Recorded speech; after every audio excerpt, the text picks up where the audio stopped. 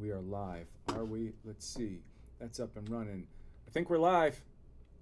Are we live?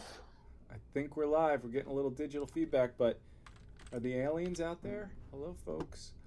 Um, Hello, hello. all right, I am going. So, Steve, hey, everybody, if anybody's watching this, this is try number 2 for today after an hour of setup. This should have been cleaner and smoother, but I think we fixed an audio sync and blah, blah, blah. I thought I passed away, but I didn't. And then we got Steve Seregno. I'm gonna check. Steve, what have you been doing? You started out. How's the week been looking? I'm going to look at the YouTube thing and make sure it's going live right now. Cool. Yeah, this has been a really good week, busy week, and in terms of just everything that's kind of going on, definitely a sad week, man. We lost Ace Frehley this week. We lost D'Angelo, and both guys were like massive, massive influences on me. And that wasn't really going to be our topics. We had a few other topics that we were going to be talking about this week. And, the news dropped yesterday here in New Jersey. And David and I were talking a little bit before. Ace Frehley passed away here in New Jersey in Morristown. And I started getting texts from a bunch of people that he had passed away, and it was unconfirmed. And then around 6 o'clock, I guess the news had kind of come out that Ace Frehley passed away. And it hit me because, it was like another piece of my childhood, is one of those guys. And for me, and I'm sure for a lot of people watching, Ace Frehley was kind of like the gateway to playing guitar. You may not have stayed in that lane. Some of you guys did, but for me, it was the gateway. I definitely went from Ace Frehley, and then came Alex Lifeson and Eddie Van Halen, and the guys from Def Leppard, and that just kind of was how it went from me from step to step. But definitely a massive shock, and definitely something that kind of after you found out. I mean, I got my Ace Frehley. Cool. I've met Ace a bunch of times. My wife worked with Ace on one of his records when Ace was signed to her record company that she works at. My friend Alex is the producer of 3 of the solo records, so we have a pretty good connection to Ace. And it was definitely a shock, and obviously sad, and just because of all the the more part of my childhood. But there was just so many cool licks, and Ace was such an aggressive guitar player. Wasn't complex really. If you kind of go through it, his licks are super easy to figure out. But what made Ace cool was just how aggressive his bending was, and how his vibrato was. And when you heard Ace, you knew it was Ace, And what I loved about Ace Frehley was just the whole thing. The whole thing made you want to play guitar, at least for me. I don't know, what was it for you? I know you weren't a huge Kiss fan, but for you, what was it kind of like with Ace that kind of made it cool? It's amazing, I wasn't a huge Kiss fan. That's a joke based on the fact that we just did 10 minutes of a podcast and realized that it was private. It wasn't exactly. Yeah. So that bit of information he discovered on his own. So it's funny. I think the reason why I wasn't big into Kiss I wasn't introduced to them till a little later. Funny enough, when I first started all this stuff, I had Corey Hart. I mean, I was into REO Speedwagon. My musical upbringing was very the Beach Boys. It was very, very slow start. Then I think I had heard Van Halen, and I heard Yngwie, and all these things. Oh no, I had a friend that had a huge Marshall stack. He was an only child, and he had all the things. He had all the Star Wars toys that were this big. He had all the guns. He had when it came to guitar, he had everything. He was treated well as an only child, and he had Iron Maiden and Judas Priest. And man, I used to love the artwork. And I got it, and it was new music to me, so I didn't really know what was going on. I was like, this is cool. But then I think he might have even been the one that introduced me to Kiss. And for me, I really picked up getting into guitar real quick once that rock and roll stuff started hitting. And when I saw Kiss, it was more playful because they had the costumes and they had the thing and the theater and the the show, Yeah. and I think that's the reason why I couldn't get into them, because it was just I wanted a real rock guy with the real the '80s, like looking like Steve Vai and Crossroads, and that's a Right. rock god. Right. So, but then later on, I got into it, and I was like, man, this stuff is in the simplicity. It's so well done, and almost the same as a business. It's so well done. I mean, as a touring business, it's so they put themselves together. But I think their songs were arranged as such that they were anthems and stadium. They were made perfect for the stage. Right. So, yeah, and then Paul Stanley, funny enough, I see him at the mall all the time out here. Oh, yeah, And yeah. That's oh my funny. God, and sometimes he's with his kids and stuff, and one of the nicest guys ever. So I assume he's, sure he's having a rough time today. Uh, Yeah, well, so Ace definitely was for me the guy when I was a kid, and like, kind of went until I was, pretty much maybe the first year was just like learning, power chords and just kind of learning like old Kiss songs from the '70s and some of the '80s Kiss songs, and so it was good to learn. And some of those like early like Ace solos were easy to easy enough to figure out. And so for me, again, it wasn't just the playing, it was the whole thing. And like that show, and like you go on YouTube and you just watch all these old Ace Frehley shows, and it just was like, yeah, that's kind of where it was. And then earlier this week, D'Angelo passed away. And D'Angelo is somebody that like maybe people in the guitar community aren't necessarily tied into and not as like hip to as like say Ace Frehley. But for me, like D'Angelo was and is a monster guitar player, and there's so much great D'Angelo footage that's out there. There's a really cool video where he's doing a cover of a Parliament song, and he's just on a couch, and he's playing this really cool pink G&L Strat, and it's just like so greasy and like just hitting the note, and it's like literally like all ghost notes, um and it's just he's so good. And like literally, so my connection to kind of really discovering D'Angelo was I had worked at EMI Music from like '96 until about 2004, and there was two D'Angelo records in that time that I was there. And when I kind of got into it, it was like the neo soul thing was really kind of part and parcel to D'Angelo. Maxwell really was like the first guy that kind of did that, but D'Angelo was the first like guy where like you were getting the guitar stuff. And I mean, he had, besides D'Angelo playing guitar, he was no slouch, but he had some great players, playing with him. He had Charlie Hunter on the Voodoo record. Charlie Hunter is just a beast, man. So that record Voodoo, I would say if you haven't heard it, go check it out. There's so many just it's the like the neo soul record what as year far was as that I'm around? concerned. 2000? 2000, Okay. 2000. Yeah, and so again, for me, I was like very fortunate to work at EMI, and these are things you don't see too often. But this is a platinum record, That's something that funny. yeah. So these were gifted to the employees Dude, for that's the awesome. record. Yeah. So I have one. I have a few of these, but this is something that I will always cherish. And I was part of this record, and not a very big capacity or anything, but it definitely means a lot to have this hanging up. And it's the music industry from 20 years ago is certainly not the music industry of today. I mean, a record that goes platinum is not something that happens very often unless you're Taylor Swift these days or Sabrina Carpenter.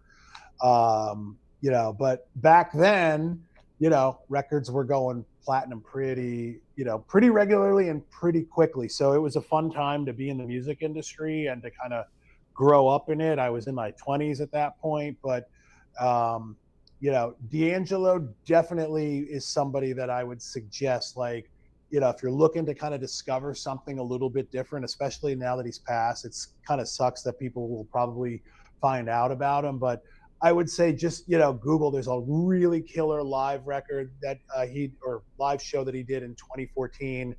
He only did 3 records. He was not very prolific. He had a lot of self, like he was very much a recluse in the sense, and I think in his interviews he would admit that he was like kind of a guy that wasn't really one that wanted to be out very often. I don't think he liked to tour, but he was also considered like a sex symbol, and I think like he didn't necessarily care for the whole objectification of him being like a good looking dude, which I was just like, I would totally be okay with that. Him. But To be yeah, too good looking. for him, man, I'd hate to be too good looking.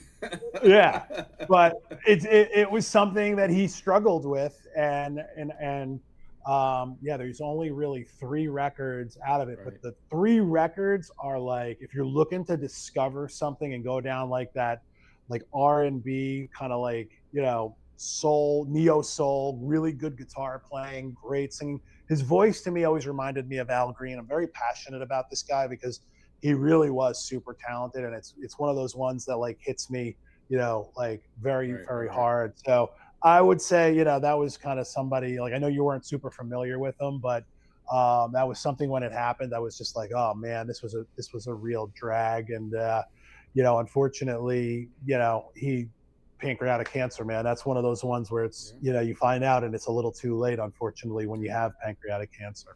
Well, 2 things funny with all that.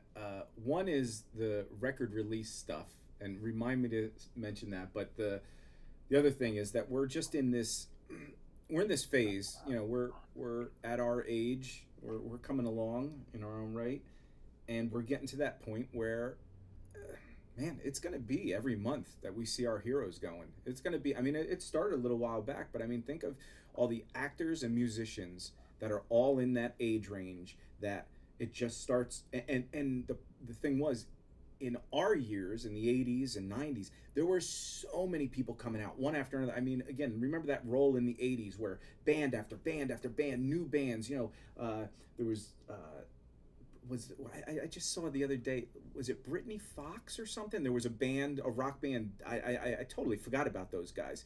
But there was House of Lords, like all these bands that I totally never think about him, and I'm like, oh, I remember them. There was another one that was, oh man, there was a song that I was listening to that was Sheriff. Is that a band? Or a song? There was a song. It was a very popular song, but it had a lot of rock elements to it. But all these and those are just the smaller ones. Then you had the David Lee Roth, the Van Halens, the Skid Rows, the White Snakes, the Led Zeppelins, all these guys, and they're all pushing past that age range where, I mean, we're gonna start missing a lot of our heroes, and it's just life, right? It's just part of life. But I don't think we're ready for that influx, because back then, you had a bunch of people, but it was the Beatles, Elvis. You had a few, you had, and then you had the Sinatras, but Sinatra outlived everybody and whatever. But here we have a cluster of so many great artists and musicians. Larry Carlton's playing Baked Potato down the street this week or something. And funny, he's playing on a Monday with Travis, his son. I forget who else is playing, but heavy hitters. And everybody's going to be there. And Monday's not a very popular. That used to be open mic night at the Baked Potato, and so now after COVID, I think they canceled that, and now they do shows, and they do 2 shows. They always did, but if you paid for the first ticket, you could always stay for the second one. But now they're charging, and there's different prices. And Monday nights used to be like $20-$30 or something like that, maybe even 20. Like Alan Hines and Scott Henderson back in the day at Lava Lee and Baked Potato would be getting $15. Like, it was crazy. You're just like, dude. And then other guys would come in for $35, and you're like, that doesn't make any sense. So the Monday night tickets are going to be, for Larry, are like $125. They're going to, and well deserved, but he's at a point where I guess apparently his hands are a little shaky at this point. He's starting to, and but my buddy's going to see him. I'm going to try and catch it, at least the later set, if I can still get a ticket. But it's, but again, that's these guys, they're starting to push it, and he's not touring anymore. My buddy's out with George Benson the last two years, and he's slowing down. He's only doing certain shows, and it's like, these guys are in their mid to late 60s, and it's like, on one hand, you sit there and you go like, these tickets are like 100, and the other hand, it's just like, how many more chances are you going to get to see these guys? If they mean something to you, go support them. And like, especially now in this music industry where like there's few and far between acts like where like Rush can come back and charge $5,000 for tickets and people will pay it, you know what I mean? But artists, like now they have to kind of supplement their income, and they have to do meet and greets, and they have to charge. And back in the day, that wasn't something that happened, so they have all these different you go to a meet and greet and you get all this stuff. You don't just get a picture now. You'll get like George Lynch, for one. Did I tell you about the thing that I did for George Lynch? So George Lynch has something called the Eagle Club, and basically you spend an X amount of money, which I believe is like, it's actually not terrible. It's like $3,000. You get the Eagle, you get 45 minutes to hang out, a private lesson with George. You get a t-shirt, you get like a poster, you get a used pedal. And what we did was we printed the VIP badges for him for it. So you get all this extra stuff, but really it's an experience. And so like, guys like George, I think Tracy Guns is doing it. I think Lita Ford is doing it. So I think like, these guys are looking for different ways to supplement their income. And, it's because it's just so hard to make money. You see a lot of bands that used to go to Europe and they're like canceling their tours, so they can't go to Europe. So, kind of long story long, man, if you love your artists, go support them. Yeah, totally. Yeah, I see a comment. What's up, Donald? What's up, Donald? Dude, that's so funny that you bring up Loverboy. That was in that group of people that I was saying, oh yeah, remember all these bands, and that Paul was Dean, one of them man. Too. Paul Dean's okay. I love Paul Dean. Yeah. Dude, definitely. He was on rotation on my Sony Walkman back in the day, constantly. That was one of the, again, as I was easing into more heavier rock stuff, it was guys like Loverboy. There was one other band that, man, I even like the Richard Marx and all that kind of stuff. Like, it was rock, but it was more pop oriented, and again, it was just all over the radio at that time. But I mean, like, even Loverboy had great tunes, man. Amazing. Like Hot Girls in Love, loving every minute of it. Loving every minute, dude. I cannot replay that enough. Yeah. I mean, like, Paul Dean doesn't get enough credit as like a guitar player. You know what I mean? Like, he's definitely one of those guys. It's like, that's just kind of, because they weren't really known for like ripping guitar solos. They were just really, really good tunes. But even guys that were known for ripping guitar solos, I mean, think of besides guitar people like us, that how many people in the general community know Michael Landau, who was on everything, know Dan Huff. These guys, and again, even Landau toured with a lot of guys. He wasn't just session guy; like, he was actually touring guy with a lot of guys. And then who else? Like, of course, the Scott Hendersons. That gets beyond whatever. But the Steve Lukather. I mean, unless you're a Toto fan, most people don't even know who he is. But his name should be right alongside Eddie and all these because he did tour so much since he was 17 years old. But again, Loverboy, you just, and Donald said the House of Lords too, man. I just pulled that out the other day. Lanny Cordola, dude. Lanny Cordola. Dude, he was a rock star. Who, here you go. Lanny Cordola was, last I heard, living in, I believe, Afghanistan. And if I'm correct, he was rescuing, like helping families out and rescuing pets in Afghanistan to get back to the United States when that like war was happening a few years ago. So Lanny Cordola was a solid dude. Wow, that's interesting. So I did look him up probably, I don't know, maybe 3 months ago, because a lot of these guitar players, there was somebody we were talking about too that was a buddy of yours, and I look up these people that I'm like, oh, I totally forgot about them, because you think the whole YouTube world, you know, it's got to have some of this stuff on there. And I found some stuff of Lanny that was really cool. I don't recall that I saw a lot of it. I mean, you see the House of Lords stuff, and they put out quite a few albums that I didn't even know they put out, like after when I was into them.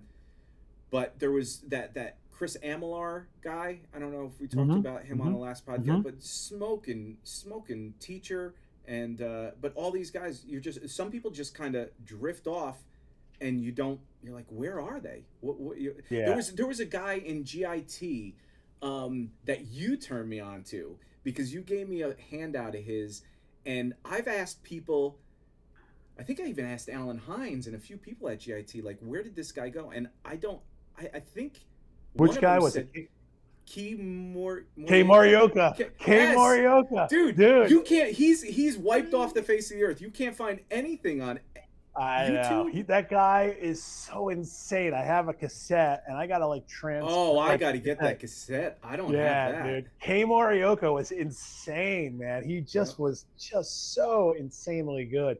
I did hear an update that he was in Japan and he was not doing guitar. He had switched over to like video game music or something, but I don't know if that's true, but that was kind of what somebody had said a bunch of years back. I remember, if I recall right, he did a lot of patterns like that, where it was... Yes. Yep. Then he'd string skip. Yeah, just all this crazy, like your fingers are going in all these different directions. And I don't know if they were just handouts. I don't know. I think I did have, maybe you did give me the audio tape. No, I gave you, I have the audio tape somewhere, but because I had to hear it, because I wasn't at the point when I was learning that stuff. Even though I saw those as really cool patterns, I would have had to hear it to really appreciate, oh my God, this guy's, I mean, it's like Paul Gilbert-esque in the intensity and speed, but with kind of weirder pattern things. Right. Yeah. And you know, it's kind of funny too, because like there was so many guys that were gifted educators, and you know, like I think, you know, you have guys that taught at the schools or guys that played on the record, and then like it's really hard, like, because they just kind of disappear. But one guy that like I totally love is Tomo Fujita, and Tomo had disappeared off of YouTube for a couple of months. I hadn't seen him. Yeah, and I just saw he did a video that said why he took a little space. Hey guys, cheers. If anybody's out there, by the way, thank you. Donald, thank you for commenting. Appreciate that. Anybody watching, appreciate it. Subscribe and do all this. We're going to do this every Friday. We're getting better. We fixed a little audio glitch. I think there's a few cheers. Salute. And we're just going to be talking random music stuff. If you guys have any questions, whether it's drop in the conversation. Absolutely. Any guitar techniques, if you're learning something, you're having trouble with it, whatever. If there's anything on Guitar Breakdown, I went through a bunch of videos recently. You know what? I didn't even take a sip yet. I got to do that. Sorry. So I went through a bunch of old Guitar Breakdown videos that so as I'm doing this live stream thing, they're starting to pop up in my feed, my old videos, like it's trying to get me to watch my own videos, and I'm seeing things that, like, I did this really cool, well, I thought it was cool because I loved the lick. It was a Tom Quayle legato line, and I was working on that. I was like, oh my God, that I totally forgot how to do that. So then I pulled out the tab when I tabbed it out, and then there was a Michael Brecker lick that I had done that was really cool, weird bends, and just exploring how to get it saxophone to sound on guitar with weird, taking the same notes and bending, and just, so anyway, if anybody goes back and watches any videos or has any questions on anything that we did back then, I am also going to do kind of a series of going back and doing this kind of thing where I just further break down some of the old videos in just a small way. Like I take an idea and go, man, I remember like the Tom Quayle thing. I mean, the beginning of that, it's just,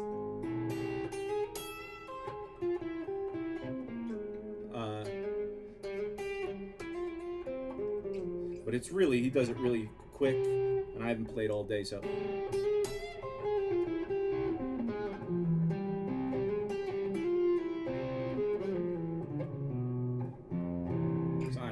But it's all these things are really cool, and it gets your fingers going in weird directions. And anyway, but there was something that you were saying before I cut you off and said hi to the audience. No, well, we were just talking about Tomo, and kind of something that I really thought was very refreshing and honest. And Tomo is like the real deal. I mean, that guy's been teaching at Berklee for like, I mean, I knew who he was when I was like going to Guitar Workshop, and he was kind of like a legend guy. Like, you just heard it, like, oh, Tomo. Like, people would talk about Tomo at Guitar Workshop, and like, he was one of those guys. And he did all these great videos. I mean, like, I would go on his YouTube channel, and like, he'd do like a triad thing, or he'd do like a little funk thing, and I would just sit there and I'd literally, like, nothing was super hard, and I'd just learn it and I'd implement it and I'd make it part of my playing. And I was just like, oh, this is cool. Like, I feel like I should be paying him for a lesson. But his educational stuff was really, really, really, really good. He's the real deal. He's a professional guitar instructor. I used to love when he did the first time I saw some of his stuff was when I was actually doing a video way back in the day on John Mayer. I was doing his what's that Hendrix tune? Bold as Love. He did a really cool solo on his album. He did a cover of Bold as Love. And if anybody wants to watch that, I'll put it in the description. It's one of the favorite things I did on Guitar Breakdown back in the day, because it was it's such an iconic tune, and John has such a great way of bending and playing some cool little bluesy lines, and he built the solo, whereas a lot of guys, they shred through things. Bless you. He does he built the solo from beginning, middle, and end, and really worked it up there, and there was so much cool little tension going on. But then I started, when I was researching some of that stuff, Tomo came up with him because John went to Berklee for a little while, whatever, and he's always talking about how awesome, and they've done a bunch of videos together too. Yeah. But what Tomo, like, when he came back this last week, and he was just kind of like saying that he had been burnt out, and he was changing his whole channel around, and he's not doing the teaching anymore, and he's doing more like kind of like a live stream. He just did his first live stream, I think, today, and I watched a little bit of it. But the thing that I thought was really refreshing was he's talking about his mental health, and like, I think that's something, guys at like our age, that wasn't something that you ever talked about, like where your head was at. It was something, when you're a kid, you see your dad come home from work, and it was just like, you would never say how you were feeling. You would never, and nowadays, if something isn't right, or you don't feel right, or it's physically and mentally, emotionally, and so he was going into a lot of that, and I thought that is something that was very, very brave and very refreshing, and more of a focus on that. And I think, because especially like when you feel good on the outside and the inside, I feel like you're going to concentrate, you're going to be a better person, a better guitar player, and you'll focus more on the goals. And sometimes you have to step away from guitar, and you have to have other hobbies to kind of, and we've talked about this a bunch of times, with all the hobbies that you have, and me with my, the bird photography and the nature and stuff. So, I think like having mental health is, and speaking about it isn't something that should be, like made fun of, or, and, it should be, it's empowering. And that's one of those things nowadays where, people, you go, like, when you see somebody that like commits suicide or something, and you go like, oh wow, they didn't look depressed. It's like, well, I didn't realize depression had a certain look, because you never really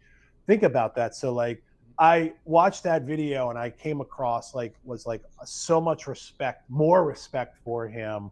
And I wanted to just kind of shout Tomo out, because his educational content's awesome. And the fact that he's kind of mentoring younger guitar players, I think is just something that is really, is really great and very brave, and something that I just wanted to kind of put out there. I think we don't talk about, again, everything's changed since we were kids, right, or younger. the social media blitz that we have every day, just the fact that, I mean, we look at our computers or the TV or whatever, if we're watching YouTube on the TV, that seems to be the more popular way of actually watching this stuff nowadays. Yep. You're just inundated with, after you watch this, you watch the other, then you click on this, and everything, all of a sudden hours pass by, and your mind's filled with all this information. I mean, I remember back in the day, again, learning guitar stuff, I'd get a new album, and I'd spend days, weeks, a month with that album before, on one thing. One thing. Totally. And maybe you went back to another one because I had the Van Halen thing. Okay, cool, pull that out too. And maybe you're tossing a few things back together. Or even I'd mow the lawn with my Walkman, Sony Walkman on, and you have a cassette. And unless you made a mix cassette, if I had like the House of Lords or whatever playing in the cassette player, I'm playing through the whole album. I'm just mowing the lawn, listening to the whole album as they planned it, which was, here's the first song. If we were going to do a concert show, we want this to open it up. Then it goes to this and this. Then by the time you turn it over, we're going to lead you into that turnover with this song so that you turn the tape. But that was focus. That was constant focus on one thing. Instead of, now it's like you're on your your Apple, your phone or whatever. You're on it all the time. And your playlist is 19 different artists, all different things. And then I have some friends that in their car, they listen to the first 40 seconds of a song and go, oh, but this one too. And it's like jumping back. You never even listen to a whole song. Right. I mean, so this mental issue is a real true thing. And there's funny. It's anxiety, dude. Yeah. It's just crazy. And and you don't even feel it until later, like a couple days later or whatever. And then all of a sudden you're like, man, why am I feeling so something? I don't even know what to put words to it. But unless you actually stop and analyze this, there's one thing I've been talking to a lot of people about that I learned, which was, and I think I may have mentioned, perspective and perception. I mean, I'm doing a deep dive on this. It's a simple thing to understand, but like you and I are having this conversation, and when we turn off the cameras, one, if you close your eyes and I close my eyes, do I even exist? Do you? I mean, I know this sounds a little goofy or whatever, but realistically, your mind tells you I do because you have a picture in your head that you just talked to me. But sure. I'm 3,000 miles away, and does this even, what is, so if you can realize that you're alone with your thoughts, and your thoughts create a lot of the things that you feel. And so your perspective of this conversation, if you told a friend about what we talked about, would be totally different than what I told a friend, even though we mix certain had the same topics. Experience. Yes. Yep. But you have your family in the background, you know what you're doing this weekend, you may have had a certain thing at work, I was doing this, and so my thoughts are different on viewing this. But that all goes to the mental pool of, the stressors in life, and again, like these kids getting inundated with so much stuff. I would not be able to be the guitar player I am today, which I wish I was better and whatever, but I wouldn't be that if I grew up in this. I may have quit because it's so intense. Yeah, I think the phone. I think the phone and having access to that is great, but it's too powerful, and I think sometimes you just need to like put it down. It's like everybody sometimes just stop. And so now what I've been trying to do consciously is go to work, not have anything on. I'm trying to just be alone, like, and think more, because I'm trying to shut my brain down and really just get back to, not having that anxiety, because anxiety is crazy, man. It like, like I'll sit there and I'll be like, why do I feel anxious? And then like, I'm like, oh, well, I was just like on Facebook for half an hour. And even though I'm not participating in conversations, everything is just constantly on the go. And I'm like, so I gotta like say that, that stuff is real, and that stress is real. And, the good and the bad,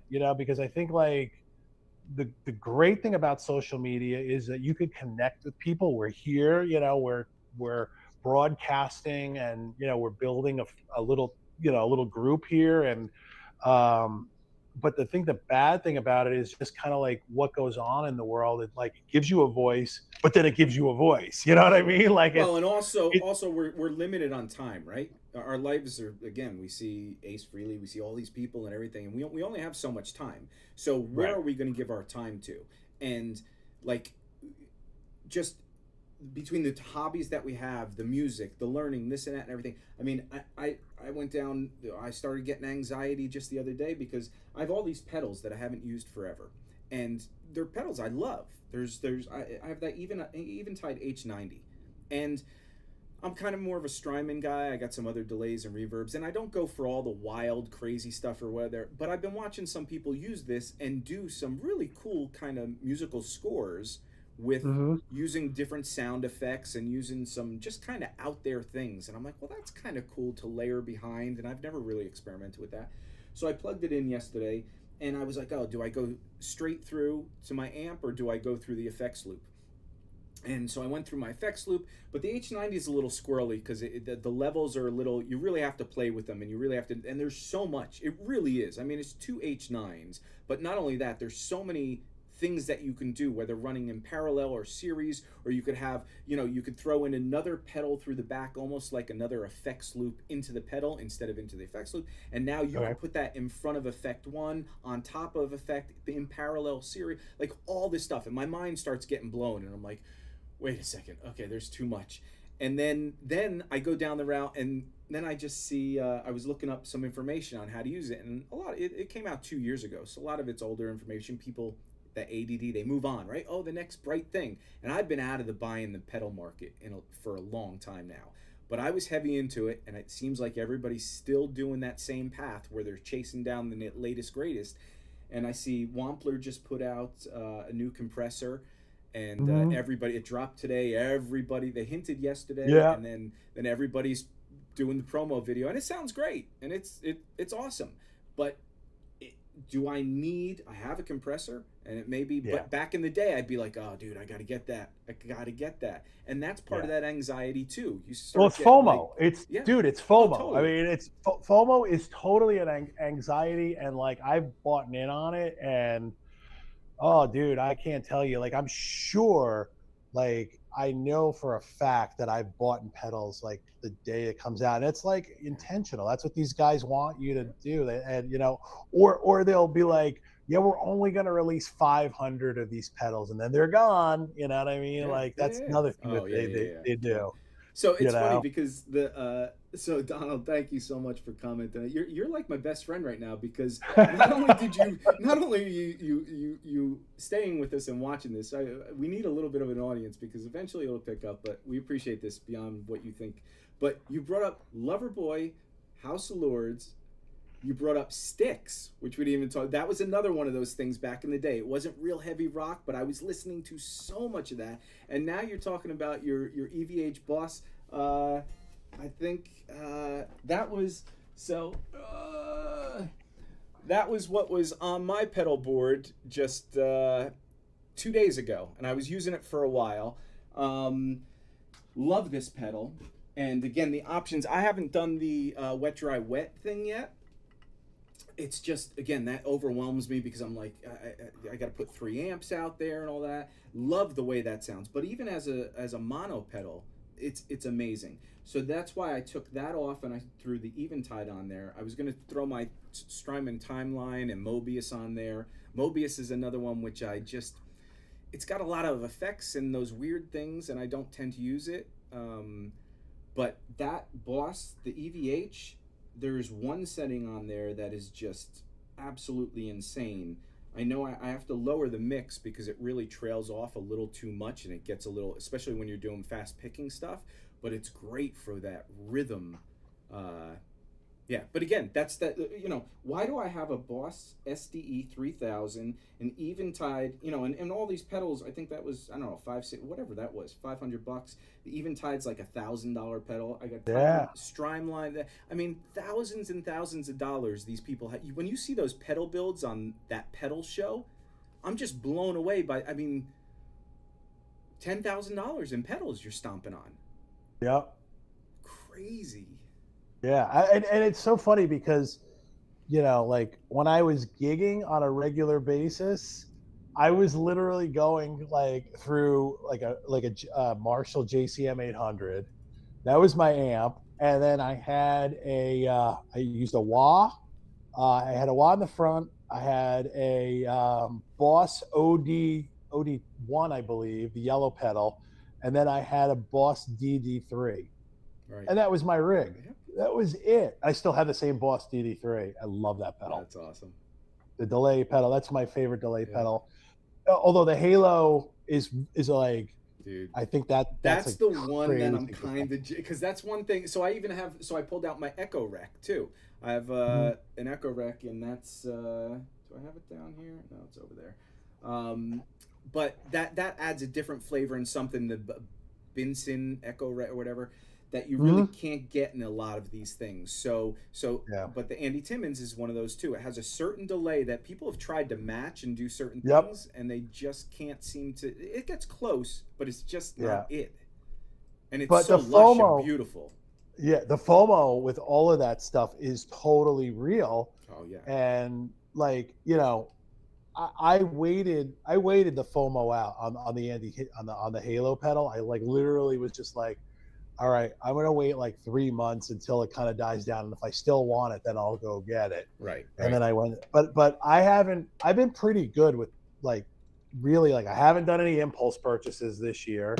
I haven't bought any pedals. I really haven't bought a guitar in like close to like, I think the last one I bought was a year and a half ago. So I'm really just playing the gear that I have, and then like it's so much better. And like, I mean, honestly, like I'm not going to get rid of anything, but I don't really want to buy anything, you know? So Donald, yeah, the IK products are amazing. I was just about to say, all I use now is a Tonex, and I use a Tonex. What do you have? Yeah, not the little one. I have the bigger one. Okay. And it was $400, and it gets every amp that I ever really want. And I literally use that for all my videos. When I make videos, that's what I push it through, is to the effects return on the Katana. And I'm not gigging anymore. So what do I need all this stuff for? I still have all my amps. I'm never going to sell all my amps, but I you know, like at some point I will eventually, I think like way down the road when I sell my house or something. But IK, man, they're killing it, man. They make such good stuff for such little, I mean, but if you even want to, you know, like if you want to go down the rabbit hole on that, there's Vailton has that GP5, which is $80, and it has the NAM, all the NAM stuff that's on it, so you don't have like, you know, all the modeling stuff? all the neural amp modeling stuff. Okay. So it's that you can use that to do with your IRs and everything. So see, that's where the problem is for me with all this. Like, I want to get involved in that. I have a Boss Katana, and I kind of bought that one because I was in Guitar Center. I mean, this is, I don't know, 3 years ago, whatever. And I had a manager at Guitar Center that hooked me up. He was amazing. He gave me such great deals on everything, but I just kept coming in and buying stuff constantly, every day, every week. That's why he liked you. That's like, why here comes Dave. So it was guitar after guitar, and then he plugged me into. He's like, you got to try one of these katanas. I'm like, I don't know. I got these tube amps. I got a Soldano. I got an EVH. I got a Sur. I mean, I've got high quality amps. What do I need? I don't need this $200 katana. Right? Yeah. So he goes, okay, listen, I'm gonna go upstairs and grab the guitar you ordered, but let me plug you into this. You just got to try it. And he plugs me in on the floor, and this is the Sherman Oaks store, which is pretty big, main area floor, and I start playing through it, and my playing was really up to par at that point. I mean, I've been playing like crazy, and I start playing, I'm fiddling around or whatever. He goes upstairs, he comes back down. He's like, okay, I got to just get this paperwork. And he comes back down and he goes, no, turn it up. You got to hear what this can do. And I'm like, and I'm not that guy. Just not that. I go in the private room and I play with the, and he turned it up to, I mean, it was 100 watt and he had it turned up probably to 7. I mean, it was cranked 7 or 8. I mean, it was out there. But it bloomed, and each note was so solid. I was immediately, and it was holding, and I was doing all, and the funniest part was a bunch of people were, it was so nice. I mean, I don't get this a lot, but a kid was coming down the stairs, and he was with his dad, and he was taking a guitar lesson, and he had his little guitar over his shoulder. He's probably about 14 years old, 12, 14 years old, and he's following his dad and doing this, and he's looking and he's watching me play, and I kind of see him and I do this and stuff, and then all of a sudden he looks over and he just looks over and he goes, like he was so happy and thrilled. And I remember that experience watching somebody play in Guitar Center when I was a young kid and go, Right. man, I wish I could do that. That sounds awesome. But that amp, immediately, I took that one home. I said, don't get me a boxed one. Like, that one sounds amazing. But, and the other part was that it's digital and you can plug direct in and you don't have to do all this miking and room miking and stuff. But it gets so complex with those IRs. I mean, in my head, because I haven't done it. But, you know, recording, doing IRs, buying IRs, putting these things in. It's a rabbit hole, and you know that's the one thing that like I try not to do, because you could literally sit there on like your time. You know, if you like, oh, like all right, I got 2 hours before I have to take my wife out to go to Marshall's or something. You know, like I got that, I'm gonna play. And then your next thing you know, you just wasted 2 hours downloading like different, you know, patches or presets and then IR. So it is a rabbit hole. I try not to get into that. I try to spend my time. I have some really nice patches and presets and IRs that I've managed to find, and I'm trying to stick with it. But the thing that's crazy, and I think we touched on this last week, it's unbelievable what you can get for the money that you could get. Like I said last week, and I'll say it again. When I was 14 years old, I was playing a PV. My PV guitar, I had threw a PV Bandit and my one crappy Boss DS1 pedal, and it worked. You made it work. You had to make it work. The PV Bandit was at AIM. The first quarter I went there, they had certain amps that were coveted, and people would carry them from room to room. And the PV Bandit was one of them. We had one, and it just sounded so good. Yeah, that was. But like again, if you didn't like it, it didn't matter. You know what I mean? Like and. So I feel like there's a part of, you know, today where like you're like, oh, you know what, I want to get like a real cool boutique Mesa Barba. You could go on there and download a Mesa Barba profile, and it sounds pretty much like a Mesa Barba. Here's the one thing that again has kind of offset me from. So the Imperial King came out with that pedal. I don't know if you've seen. Yeah, sure. Dude, that is the one thing I've been coveting for a while now. Because every time I see that, it sounds great. And my buddy has an Imperial King amp, and he has some old 60s, 70s Marshalls, and he has one that he says he's saving for me, but it's awesome. It is the best Marshall I've ever plugged into. I think it's only a 50 watt, but it is, I mean, the tones, just this, and the dynamics, playing light to hard. I mean, it is the most dynamic amp I've ever played through, besides some of Alan Hines' stuff. Alan's, I don't know what I've been there. I've played through his rig. We've recorded videos. He has different amps. He uses the Bad Cat stuff. He'll use the Top Hat or what. And there's a few other amps that he uses. But it's the way he does his signal chain, and of course his fingers. But when I played through his, I remember I was transcribing one of our lessons. Did you play through his 68, his Silverface? I did. Yeah. Yep. Oh, so man. no, so. But the funny thing is, I remember I was transcribing that. There was the very first lesson package I ever did for Alan was a song he played at the Baked Potato, and it was just one of the greatest solos. If anybody's interested, check out that. My website's going up this week. Finally, it's been down for quite a while or whatever. But okay, buddy. I finally got the DNS and all that transferred over and blah blah. So good. But that was, it's like a 3-hour lesson package. There's I think there's 3 hours of me teaching, and there's an hour of him teaching, and I just teach the real in-depth stuff. Alan goes over the general sense of what the solo was. He shows a lot of licks that are similar to what. Awesome.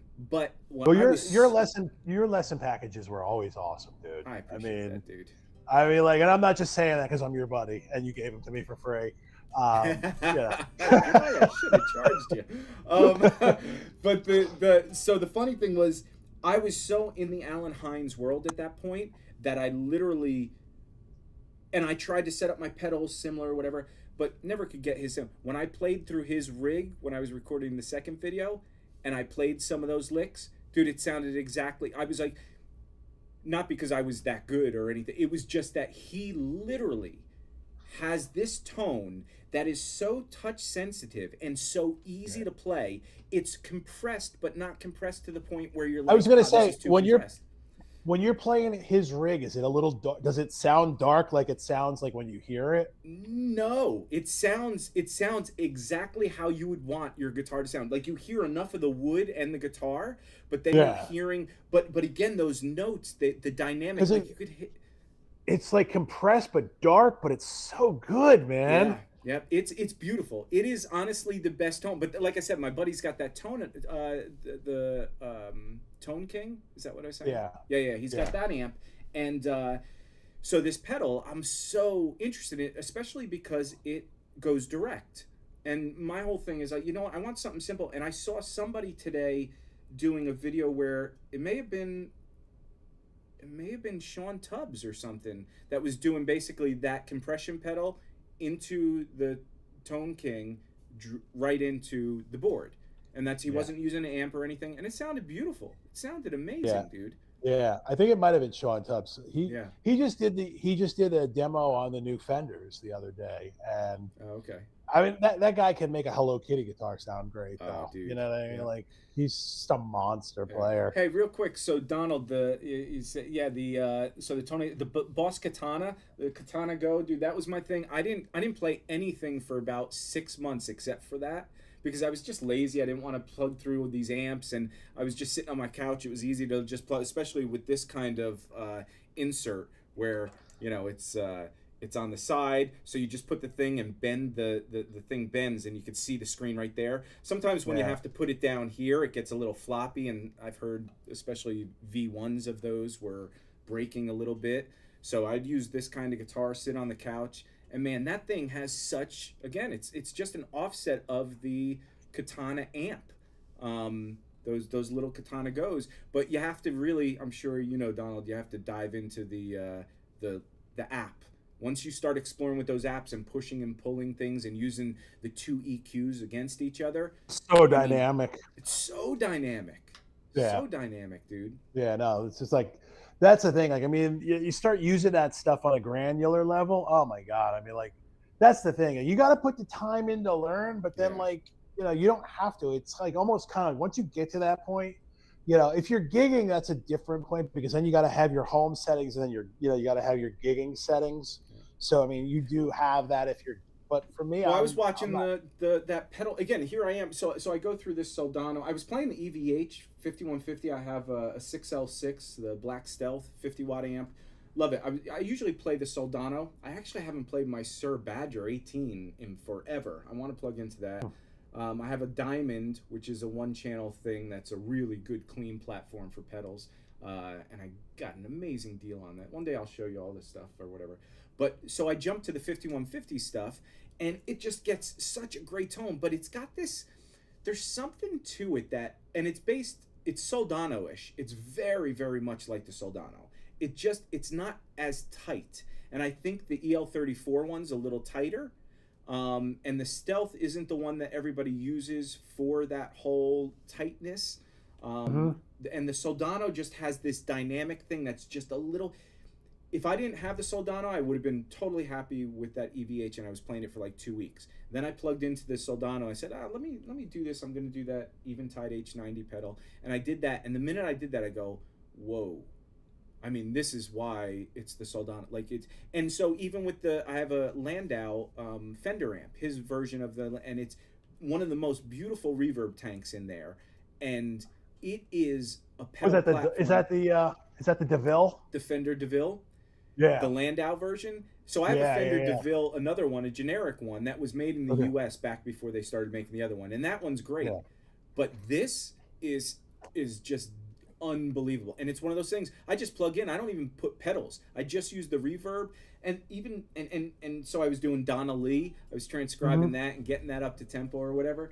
And it's just so poppy and Fenderish, and it just, each note is dynamic by itself.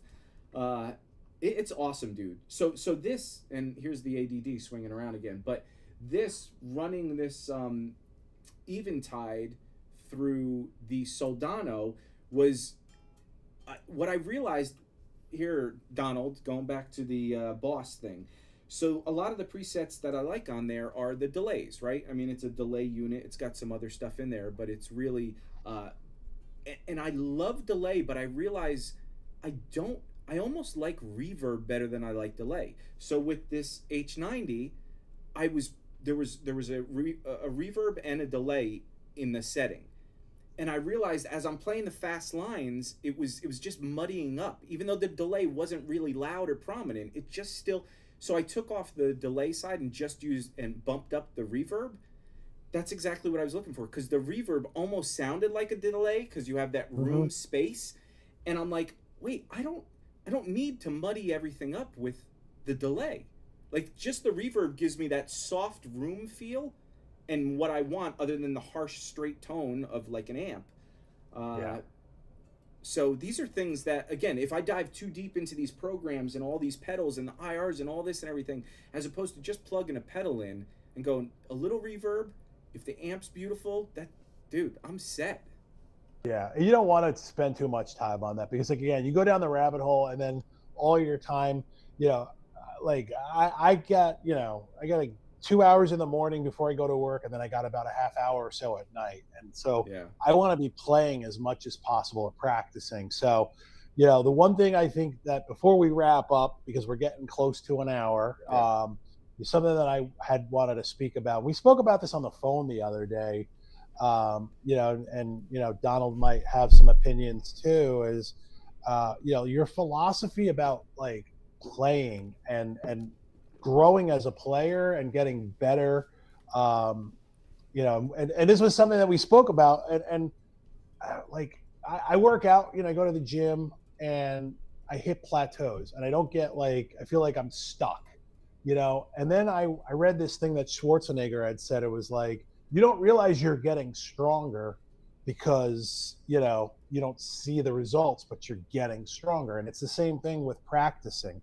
Like I have literally, and I told you this, for the past 4 or 5 months, I have done nothing other than drilling triads, like in every direction possible with the metronome and kind of going through them, trying to like mentally drill them. When I'm at work and it's slow, I'll take a pad and I'll write down like CEG, you know what I mean? I'll write C major. Like I'm just literally trying to have that to the point where like it's like a second like language where I don't even have to think about it. And sometimes I get bummed out about it because I'm just like, it's not coming along as fast, and the other day I decided to like improvise and record, and I was the first time that I felt like I had made a little bit of progress. But something that they said in my office, and like, it's like change is uncomfortable and growth is uncomfortable.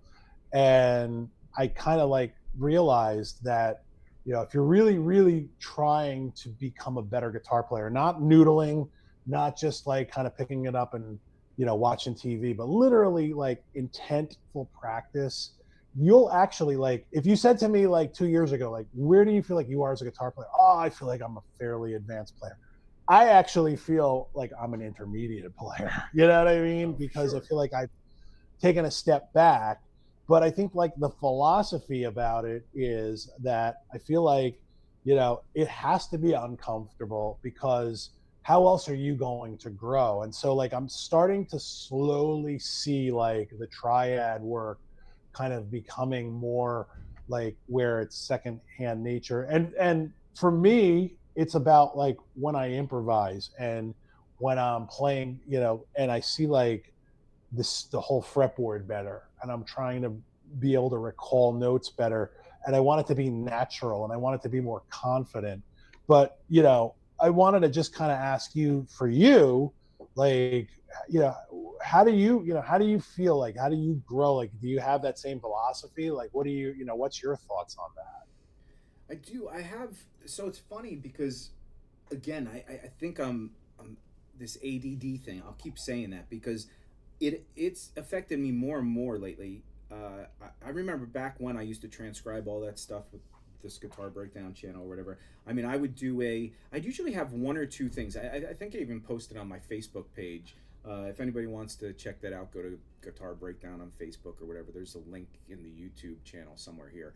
But That's how much I remember about all this stuff. It's somewhere here. I don't know, just click on something.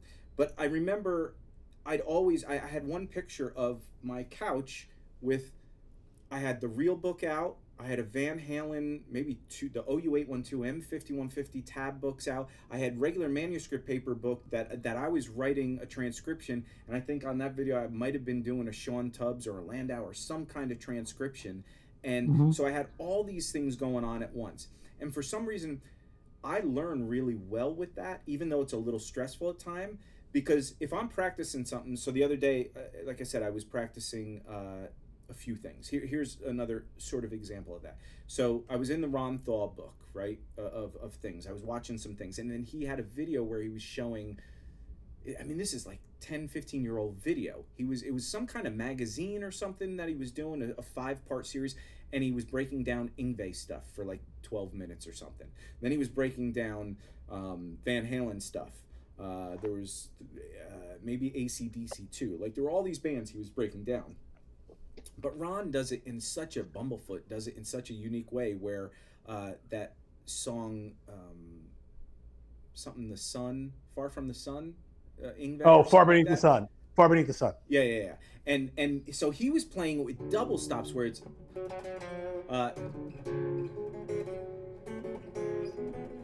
right, but he's playing it all. That's all single notes. Yngwie plays. He was doing it polyphonically. Right, and so he has.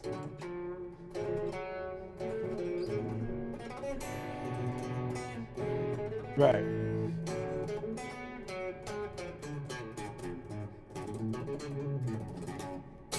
Right, and I was just like, okay, that's so cool, because I remember hearing that song in my headphones while I'm mowing the lawn and going, I never learned that, and it's so easy to hear where that's going in a classical way, right? But so I'm learning that, and that to me was a little odd because it's basically minor third or major thirds, minor thirds, doing all that stuff, doing a scale, and for some reason when I get that part, I keep wanting to go, like I don't want to go. My fingers just don't see that shape and what's going on. So now I start figuring out what is all that. What you can hear the harmonic minor. You could hear the you're like, okay, I see what's kind of going on here. But so I'll dive into that, and then as I'm trying to get those moves down, take a break, grab a drink, whatever, and then I'll come back to I was learning Donna Lee, and it was.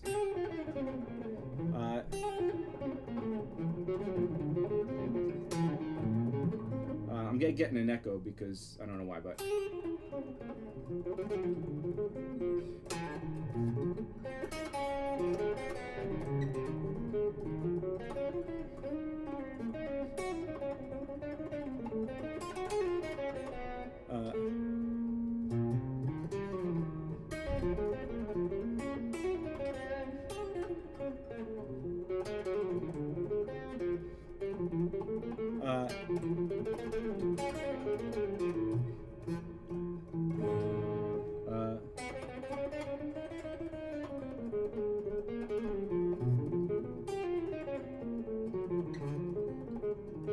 Whatever, and I'm getting this weird echo, so it's making it hard to play.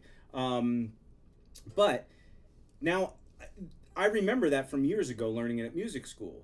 But then I'm trying to think of, what were the chord changes that's actually going over? And then I'm trying to incorporate this is a standard.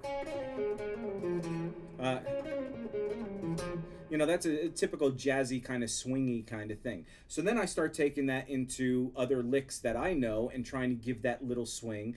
That goes back into the Van Halen swing.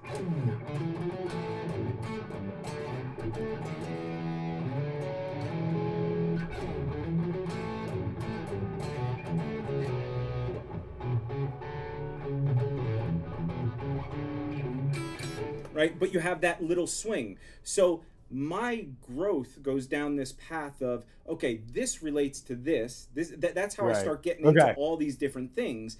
And now I'm learning 4 or 5 things at a time. And then all of a sudden, a week or 2 later, I realize something that I remember I was struggling with those first 3 or 4 days. Now I can play it. And it's actually incorporated into some of the things that I'm playing. Right, okay. Yeah, it's interesting how you know, like the longer I play and the longer like I feel like I'm actually a worse player now than I was when I was actually gigging for a But I living. think And that's because you get better and you see what more you want to achieve, right. and you're not there yet. But if you realize that part where you got better, if you looked at your playing back here, you may think because you haven't reached this yet, you're not, you know, but Yeah, and you're if you looked at just a year ago and now, you'd be like, oh wow, okay, maybe your picking technique's not as much because you didn't focus on it or something, but your playing and maturity is so much better. well, that's the thing I was just about to say. Is like, you know, when you're younger, your confidence, you're you know, that you're full of confidence, and like to the point where you're like you're overconfident.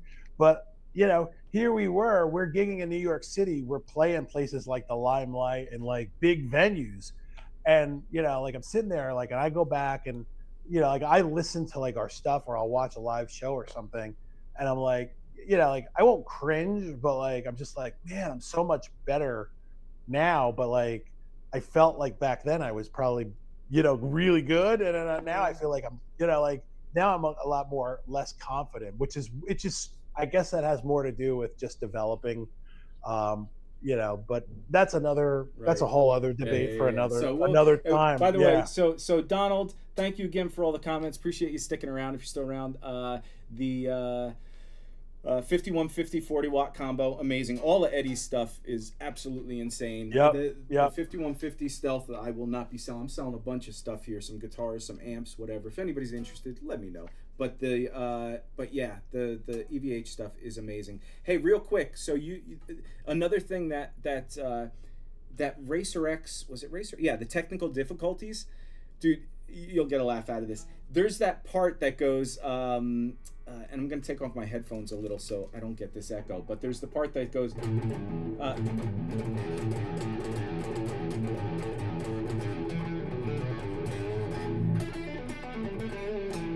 and then it goes into this. But then it gets into this rhythm section that's.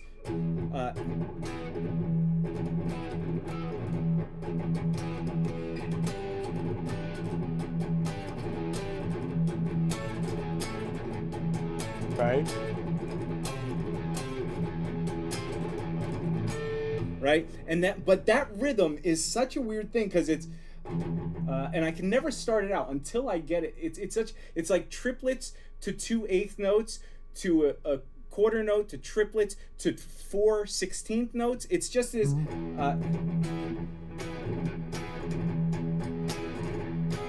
Yes. Yeah. That's So it. dot dot dot dot. Right. Yep. Yeah. That's it. Dude, that's I can't tell you. I could not get that rhythm. I had to slow it down and then work on it slowly. And then every time I played it, I'd mess it up because I just couldn't go from the triplets to the 2/8 notes, back to the triplets to the 4/4 notes or 4/8 notes. Right. Like the triplets and the eighth note, and it just, what a crazy awesome rhythm. Those are the kind of things that continue to get me excited because I'm like, that should be so simple. It's just a rhythm. It sounds simple, but then when you play it, you're like, and he's playing it at such a tempo. Oh. He's like a metronome too, man. That's the thing. It's just. He's just such a metronome, man. Gilbert, and last thing, speaking on the metronome thing. So Tom Quayle released. I just like to give props to other people and everything. Tom Quayle released a new app for his. Like a phone app and iPhone, whatever, Apple app, and yeah, I'm like definitely not Generation Z. An Apple app, one of those old Apple apps he put out. But he, so I have his solo thing, which is really cool. It's an app that allows you to. I'm doing like a sales pitch for him, but it's an app that allows you to play intervals over chords. So you do the chord changes and you put in, all right, I want to do a minor third and a sixth to the root note on every chord. So as the chord changes, it's like a game kind of. So every chord you're trying to find those intervals for those chords. It's a really great educational tool. It's really well put together. So the other thing, and it has things like standards in there and whatever. But this new one, which at first I was like, do you really need that? It's a rhythm thing. and it's literally it's some kind of thing where it puts in different rhythms for different. It randomly generates these rhythmic beats over certain Okay. time signatures, and so now you start getting those ideas where you're playing. Yes. Now that's just a rhythm on one note, but then you start putting it. But and I'm not terrible at that. But he does it in such a way, and that's how he gets all those staccato-y kind of fusion-y kind of lines. And as you watch that promo video, some people might be interested in it. I just want to let people know that something like that's out there. That's awesome. I'm not familiar with it. I'm gonna check it out tomorrow. Yeah, very cool, man. Well, dude, thank you for spending the hour.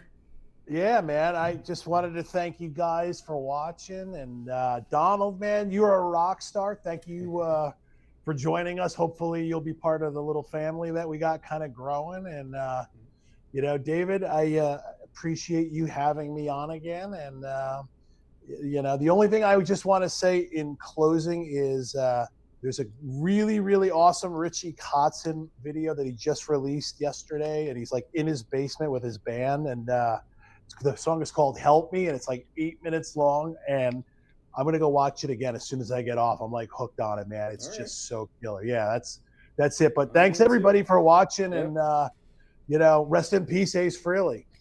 For sure. Guys, like and subscribe, do all that stuff. We're trying to build this little family up again. I'm going to release hopefully 2 videos next week. I said I was releasing one. Things got tied up. We're trying to work out the kinks here on this. Donald, thanks again. Appreciate you.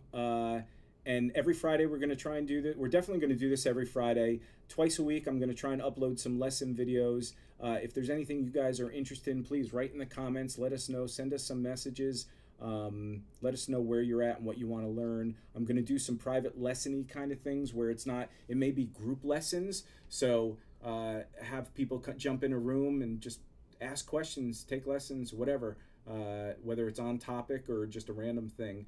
And we're just going to keep this going. So thanks again, everybody, and we will see you definitely next Friday, if not sooner. Late. Hey, keep those fingers up, because I'm trying to find where my mouse is. All right, later, buddy. Bye.